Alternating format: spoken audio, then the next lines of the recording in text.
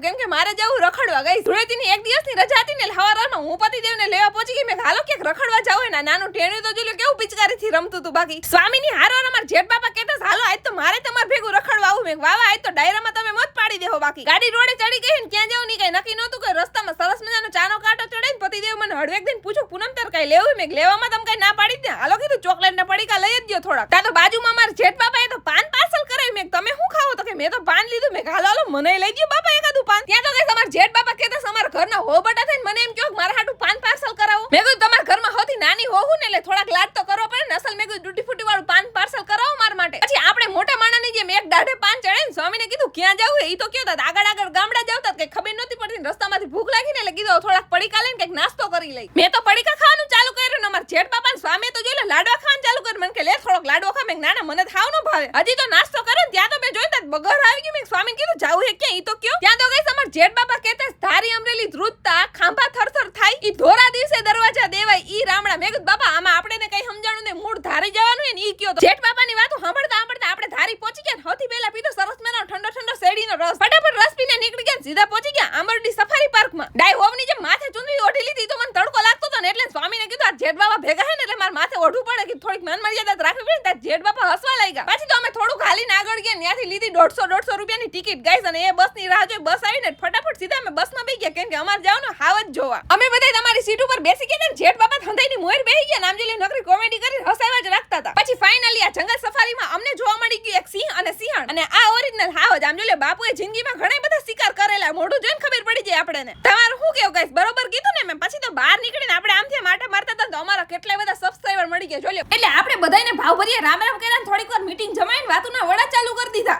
અને ગાઈસ તડકો એટલો બધો લાગતો હતો ને કે હું તમને હું કહું અમે પણ ખરા તડકાના સફારી પાર્કમાં રેખડા આમ રખડવાનું વેન ન કરે નકર તડકાના મરી જાય પછી ગાઈસ આગળથી પતિદેવ મને ચોકલેટ થઈ દીધી હતી ને આરામથી બેઠા બેઠા મેં ખાધીને આગળ ગયા ને પાછા અમારા સબસ્ક્રાઇબર મળી ગયા ઓમ તો મને જિંદગીમાં કાંઈ યાદ રહે એમ નથી પણ આ બધી છોકરીઓને એના ગામનું નામ પૂછ્યું તો એમને મને ચલાલા કીધું તો ઈ મને યાદ રહી ગયું ગર્લ્સ તો જોઈ બધી હસવા લાગી આ બધી ગર્લ્સ ગાઈસ મને એમ કહેતી હતી તમે શું કામ તમારા સ્વામી એના દાઢીની માથાકૂટ કરતા મેં આવડી મોટી દાઢી હારી નથી લાગતી ને એટલે હું માથાકૂટ કરતી હોય તો કે ના સર ને આ દાઢી સરસ લાગે મેં હાલો તમે મારી બાજુ તો બોલ્યા જ નથી મેં આવજો ટાટા બાય બાય કીધું મને એટલો બધો તડકો લાગતો હતો સ્વામીને કીધું હાલો માતાજીનું નામ લઈને ધીમે ધીમે હાલવા મળી નકર આ ગેટ પાસે પહોંચવામાં મારો ભાવ થઈ જાય હાલો અહીંથી અમારે જવાનું છે ધારી ખોડિયાર માતાના મંદિરે દર્શન કરીને પછી ગાઈસ સ્વામીએ મને એવું કીધું હું તને આપણા ઘરે લઈ જઈશ એટલે કે મારા સાસરીએ આવતીકાલે આનો ફૂલ લોગ છે ને હું મારી YouTube ચેનલમાં પોસ્ટ કરવાની છું તો અત્યારે તમે મારી ચેનલને સબસ્ક્રાઇબ કરી લો મળીએ નવા વ્લોગની સાથે ટાટા બાય બાય ગાઈસ